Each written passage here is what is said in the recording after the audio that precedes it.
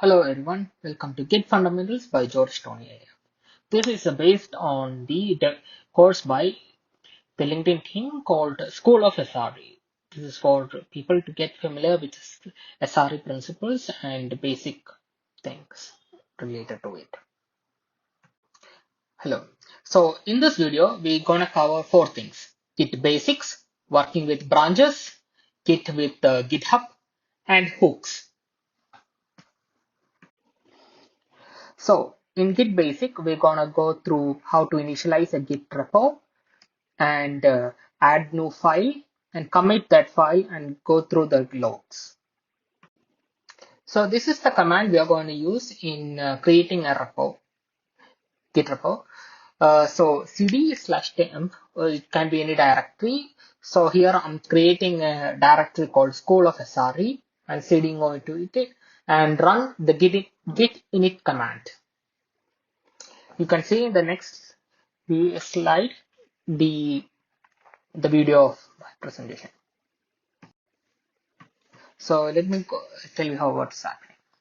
So I'm just in the directory learning. I'm creating the repo School of SRE. Once I cd into it, I'm gonna run the command git init. For now, you can see that it's empty and git init. So the directory is being generated, and you can see there's a hidden directory which is .git, and inside it you can see all the Git repository files. So when you're tracking a file, you have few commands you can use. One is git status to see the status of the command, what changes are there, and git add to add that file to the git init. So there are some examples. You can go through the slides and see this. What are they? Git add to add the file, git status, and then git commit to commit to the git. Let me show the next slide, the video of the recording. So let me just get started. So I'm just creating a file called file1 with the file1 here as content. Just touched it and you can see, and just using git status, and that's not added. So I'm just adding that file to the git add file 1.txt. See, you can see that git add track. Now once the git status, it's green, which means it's already added. Now for the git commit.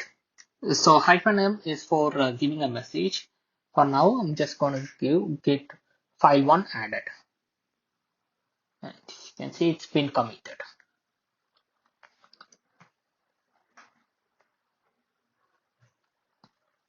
So let me just give a git status, then will be nothing. And now the git log. So you can see that log is being created. So the thing we have to ask ourselves is how the commits are being linked together. We can have multiple commits and they should have a link. So in this, I'm going to explain in how. So just in the screenshots attached, you can see that I create another file called file2 and I have committed it, saying file2 added. And in the git log, you can see that I have created, this is a tree structure and the parent one is E4, which is the first commit I added. That will be more evident in the video. Okay, let me just start with the screen recording. So I'm just creating the file2 here.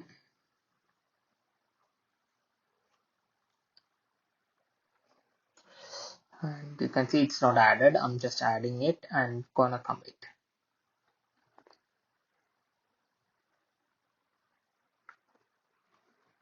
File2 added.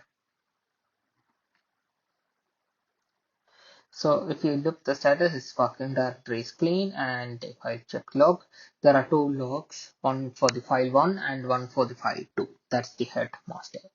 See, file 1 and file 2. Now if I do a cat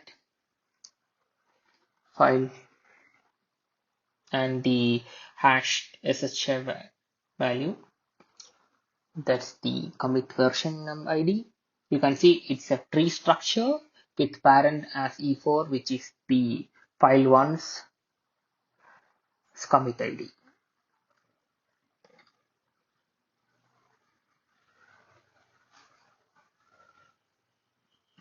So when it comes to version control, we need to know how it's being done.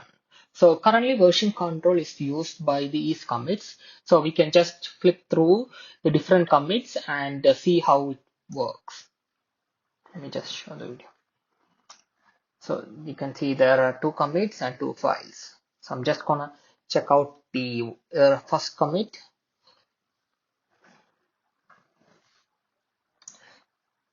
So I just switched, and you can see in the git log ls there is only one file. That's the first commit.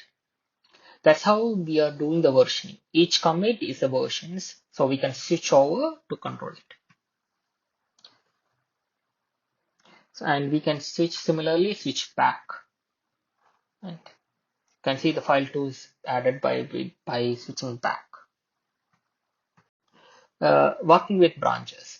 When you look at an organization, there could be multiple teams, and each team will have multiple developers. And there can be multiple developers working on the same repository.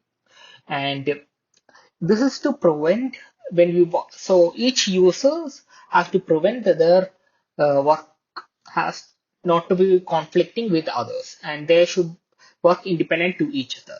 That's how the branch concept works.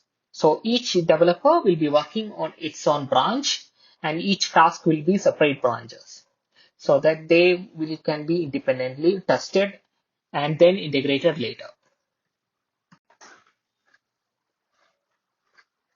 So let me just go through the video and show you how it's done. So currently, if you check the branch, like say detached, and let me check out the master, and you can see there is only one branch and 2 commits.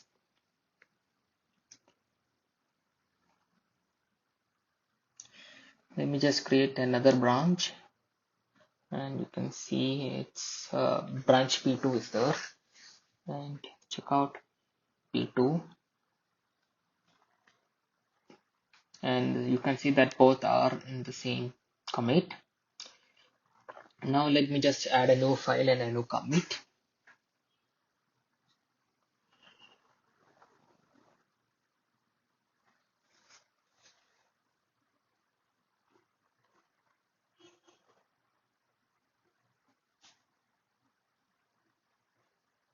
Git status, git add, git commit.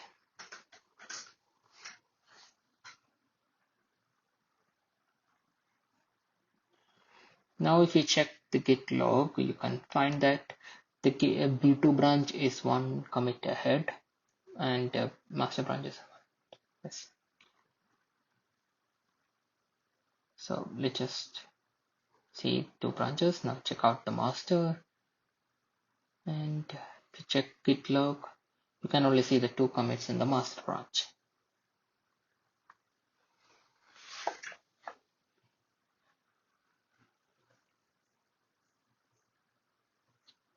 So let me just rebase it. You can see it's already merged. The earlier side we saw the git merge. Now let's go through git rebase.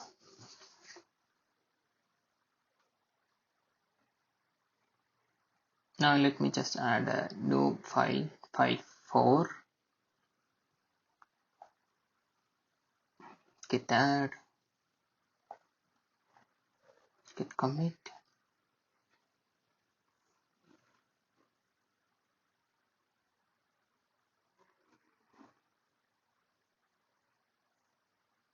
Now you can see that master branch is ahead by 1 commit from the p2. Now let's just add. Now let's create a file 5 to make sure the branch diverges.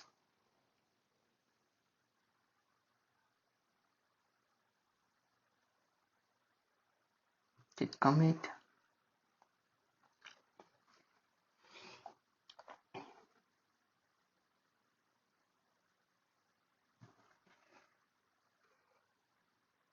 Okay, I forgot to add that file. Just quickly add it.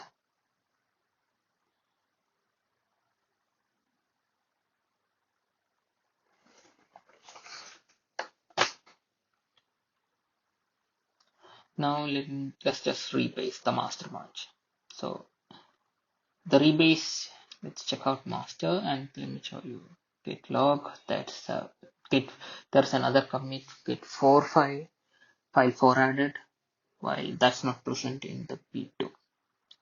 Git rebase is actually going to put the commits underneath the head branch. So you can see the file 5 added. Now when you do a git rebase master, git, you can see that file is here.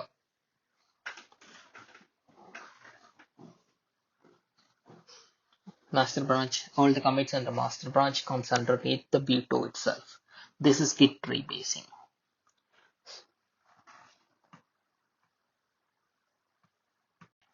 So GitHub is a famous Git repository file along with GitLab, and GitHub has many other features which are good for the developers. And when you go to GitHub, it's mostly written on the top of the Git, and there are two other changes in GitHub from the Git, which let me explain in the next slide. So there are two links for the Git handbook and getting started with GitHub with the Hello World application. This will get you started on that. And the main difference from Git to GitHub is there is two more commands, which is git pull and git push. Well, the git pull will take all the latest changes from the central repository or the report repo to your local Git, and push does exactly the opposite. It pushes the changes or commits from the local Git repository to the central repository so the other people can work on it as well. So when you mostly people don't use much Git hooks, but it's a good feature to use. Git hooks are certain scripts that executes when special events are occurred. As you can see in the screenshots attached, inside the .git /hooks, or you can see all the sample files. And I'm just creating a hook here, the pre-commit hook. This is echo this. This is a pre-commit hook, and I just made it executable. And you can see when I add a commit to it, you can see this is from pre-commit hook, which is the file I added, and commit goes through. Similarly, you can do multiple commits and you can do validation checks and make sure that when you do a commit, nothing breaks, something like that. Or you can do testing modules integrations and validations like proper uh, ship it and pull request is merged, etc. can be validated on these hooks.